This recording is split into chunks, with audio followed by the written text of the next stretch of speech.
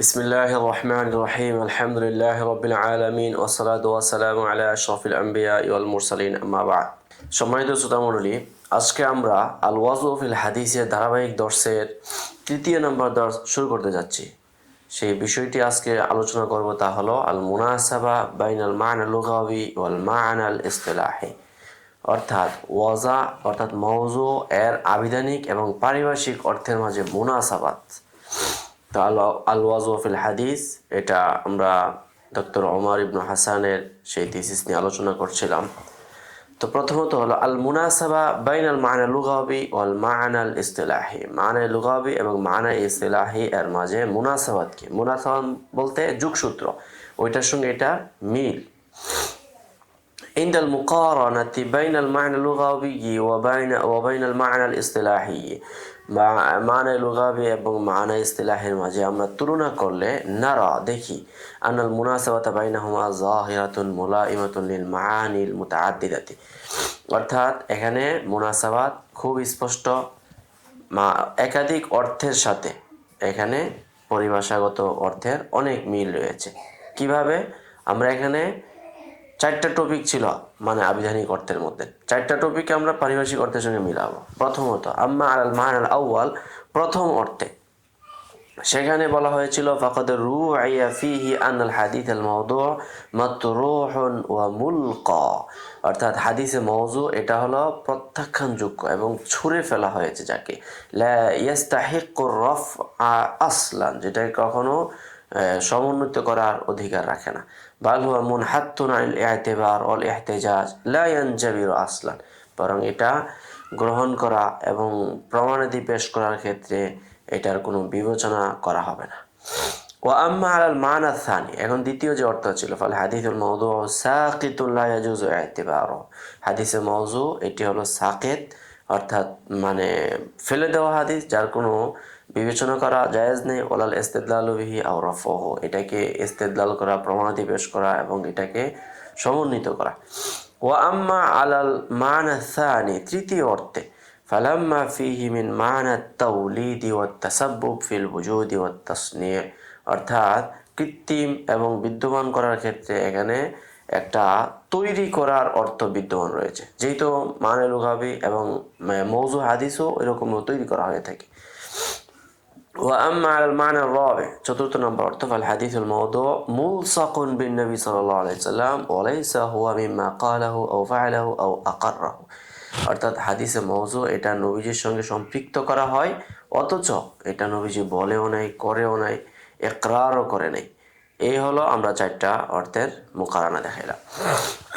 ওয়াল হাদিসুল মাওদু' মিন হাইথু মাদ্দাতিহি ওয়া নাসসিহি ইয়ানকাসিমু ইলা কিসমাইনি, হাদিসে মাওদু' তার মাদ্দা অর্থাৎ মূল মানে গঠনগত হরফ এবং তার নস হিসাবে এটা হলো দুই ভাগে বিভক্ত। প্রথমত হলো আন ইয়াদআল ওয়াদিউ কালামান মিন ইনদি নাফসিহি সুম্মা ইউনসিবুহু ইলা নবী সাল্লাল্লাহু আলাইহি সাল্লাম, ওয়াজে সে একটা কথা নিজের পক্ষ থেকে তৈরি করে এরপরে ওইটা রাসূলের দিকে নিসবত করে ফেলে। তৃতীয় নাম্বার আন ইয়াখুদাল ওয়াদিউ কালামা বা'দি সাহাবাতি আও তাবিঈনা আও আল হুকামা আও আল ফুকাহা, ওয়াজে কোনো সাহাবা, তাবেঈন অথবা কোনো হেকিমিদের কিংবা ফকিহদের কোনো কথাকে নিয়ে ফায়ুনসিবুহু ইলা রাসূলিল্লাহি সাল্লাল্লাহু আলাইহি সাল্লাম লিউরাউইজা ওয়া ইয়ানাল আল কবুলা, অর্থাৎ এটাকে প্রচলন ঘটাতে এবং গ্রহণযোগ্যতা অর্জন করতে গিয়ে আনোখা এমন কিছু প্রচার করে বেড়ায়,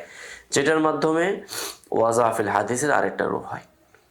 তারপরে হলো হাল ইউআদ্দুল মাওদু'উ মিনাল হাদিস ওয়া লিমা সাগা যিকরুহু ফি কুতুবি, এখন কথা হলো মাওযুকে আমরা বলি জাল হাদিস, মাওযু মানে কি? জাল হাদিস।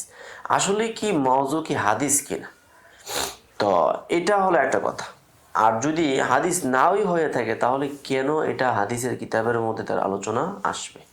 তো তাবাইয়ানা লানা মিন তারিফিল হাদিসিল মাওদু'i লুগাতান ওয়া ইসতিলাহান, এখানে আবিধানিক এবং পারিভাষিক অর্থে আমাদের কাছে এটা স্পষ্ট হয়েছে যে আন্না যাতান নাবাবিয়্যা লাইসাত মাসদারুহু, অর্থাৎ নববী সত্তা কখনো কি হতে পারে না, মওজু এর উৎস হতে পারে না। ওয়া ইন্নামা হুয়া মুখতালাকুন ওয়া মুদাসওয়াসুন আলাইহা ওয়া মুলসাকুন বিহা, অর্থাৎ এটাকে তৈরি করা হয়েছে, রটানো হয়েছে, রচনা করা হয়েছে এবং রাসূলের সঙ্গে সম্পৃক্ত করা হয়েছে। ফাকান হাযা মুক্তাদিয়ান আল্লা ইউআদ্দাল মাওদু মিন আল আহাদিথ নাবাবিয়া, অতএব এটাই তাকাজা যে এখানে হাদিসে নববীর অন্তর্ভুক্ত করা হবে না মওজুকে। ওয়া বিমুজাররাদিল হুকমি আলাইহি বিল ওয়াজ'i তারতাফিউ আনহুল খাসাইসুল লাতী তু'তা সাইরু আহাদিথিল মুস্তাফা সাল্লাল্লাহু আলাইহি সাল্লাম, এবং কোনো একটা হাদিসের মধ্যে যখন ওয়াজা এর হুকুম প্রয়োগ করা হবে, সেই হুকুম প্রয়োগ করার সঙ্গে সঙ্গে রাসূলের হাদিসের যে বৈশিষ্ট্য, যে মান, এই যে একটা স্তর ছিল, ওই স্তর থেকে এটা সম্পূর্ণ বিচ্ছিন্ন হয়ে যাবে। وبالتالي فإن ذكره في كتب الحديث وإلحاق كتب الموضوعات بكتب الحديث أمر مخالف للأصل, এবং সঙ্গে সঙ্গে এটাও বলতে হচ্ছে যে এই মওজুকে হাদিসের কিতাবের মধ্যে জিকির করা এবং মওজু কিতাবগুলোকে হাদিসের কিতাবের সঙ্গে সম্পৃক্ত করে কুতুবুল মাওদুআত, আল হাদিসিয়া, এগুলা বলা এটা উসুল খেলাফে উসুল। কিন্তু যদিও বা খেলাফে উসুল, ইল্লা আন্নানা নারা আন্নাল উলামা খালাফু হাযাল আসলা ওয়া আওরাদু কাসীরাম মিনাল মাওদুআতি বাইনা তাইয়াতি কুতুবিল হাদিস, কিন্তু আমরা দেখি অনেক উলামায়ে কেরাম এই উসুলের মুখালাফাত করেছেন এবং তারা বরং মওজু অনেক অনেক বিশাল সংখ্যক হাদিসকে, হাদিসের মানে সহিহ হাদিসের কিতাবের ভাজে ভাজে বিভিন্ন স্তরে স্তরে ধাপে ধাপে এগুলাকে তারা জিকির করেছেন। বাল আদ্দু কুতুবাল মাওদুআত মিন কুতুবিল হাদিস, বরং অনেক আইম্মে কেরাম ওই মওজুআতের কিতাবগুলোকে এখানে হাদিসের কিতাব বলে কি করেছেন, গণ্য করেছেন। বলে আল্লাহ সাওয়া ফি যালিকা উমুরুন, এখন এই যে গণ্য করার অনেকগুলো কারণ থাকতে পারে। তো অনেকগুলো কারণের মধ্যে প্রথমত কারণ হলো যে ইনাল হুকমা আলাল হাদিস বিল ওয়াজি' ইনমা হু হুকমুন যান্নিয়ুন ইউতারাজ্জাহু লিল আলিমি আদামু আযবিহি ইলা নবী সাল্লাল্লাহু আলাইহি সাল্লাম গালিবান। এখানে কোনো একটা হাদিসের উপর ওয়াজা এর হুকুমটা, এটা হলো হুকমে জন্নি, এটা কি না ইয়াকিনি নয়, কতই নয়। জন্নি কিভাবে, যে একজন আলেমের নিকটে এই হাদিসটা অধিকাংশ রাসূলের দিকে নিসবত করাটা রাজেহ না হওয়া, এটাই হলো মূলত এখানে জন্নি।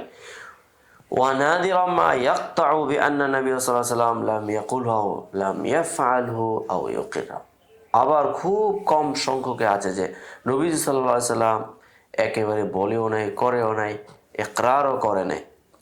তো এটা খুব কম সংখ্যক যে এরকম কতআন সে কি করে থাকে, রাসূলের দিকে নিসবত করে থাকে। ওয়াল হুকমু বিয-যন্নি ওয়া ইন কানা রাজিহান ইল্লা আন ইহতিমালা কাউনিহি সিদকান ফি নাফসিল আমরি মুসাওওয়াগুন লিযিকরিহি ফি কুতুবিল হাদিস ওয়া ইতিবারি দামনা কুতুবিল হাদিস। এখন কথা হলো, যেহেতু এখানে জন এখানে রাজে এবং মারজু হওয়ার একটা বিষয় আছে, অতএব যেহেতু সে এখানে জনের ভিত্তিতে, দলিলের জন্নির ভিত্তিতে এখানে এটা হুকুম বিল ওয়াজা, এটা রাজে, অতএব নফসে আমরের মাঝে ওই বিষয়টা বাস্তবিক করতে হাদিসটা সিদক হওয়ার সম্ভাবনা আছে। দুইটা সম্ভাবনা থাকার কারণে একটা রাজে হয়েছে, কিন্তু মারজুটাও কখনো কি হতে পারে, বিবেচনাধীন হতে পারে। সেই হিসাবে এটা হাদিসের কিতাবের মধ্যে এগুলোকে অন্তর্ভুক্ত করা হয়। এটা হলো প্রথম কারণ।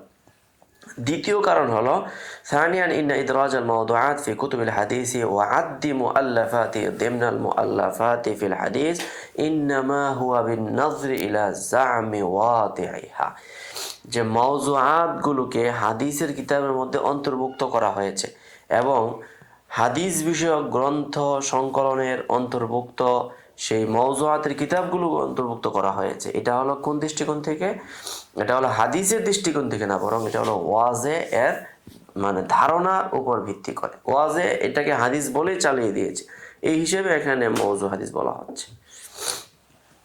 তৃতীয় নম্বর হলো ইন্নাহু আদরাজা দিমনাল হাদিসি ওয়া আতাবারা মিনহু মিন আজলিল ওয়ুকুফি আলা তুরুকিহি আল্লাতী ইয়াতাওয়াসসালু বিহাল মারিফাতা।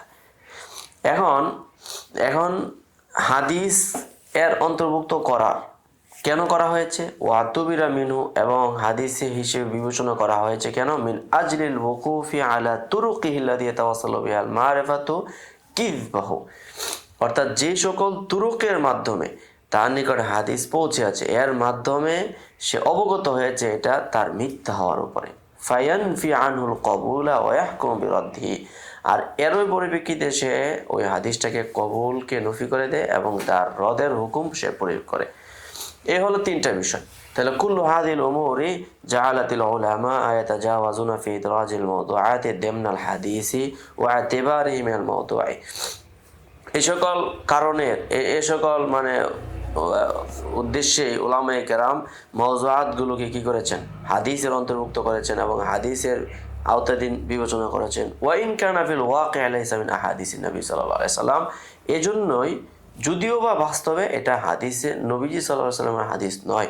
তো এই তিনটা দৃষ্টিকোণ থেকে এখানে মূলত মাওজুআতগুলোকে কি করা হয়ে থাকে? হাদিসের অন্তর্ভুক্ত করা হয়ে থাকে বা হাদিস শব্দকে নামকরণ করা হয়ে থাকে। তো এর চেয়ে এখানে সবচেয়ে বড় নিরাপদ হলো যে এটা আমাদের মুহাসসিরিন উলামায়ে কেরাম বলেছেন যে আসলে মাওজুআত লাইসা বিহাদিস, এটা কোনো হাদিস না, এটাই হলো চূড়ান্ত কথা। তারপরে হাদিস কেন বলা হয়? এটা এখানে তিনটা কারণ। তো যাই হোক, আজকের আলোচনা এ পর্যন্তই। পরবর্তী আলোচনার জন্য অপেক্ষায় থাকুন। আসসালামু আলাইকুম ওয়া রাহমাতুল্লাহি ওয়া বারাকাতুহু। ومن يؤت الحكمة فقد أوتي خيرا كثيرا وما يذكر إلا أولو الألباب.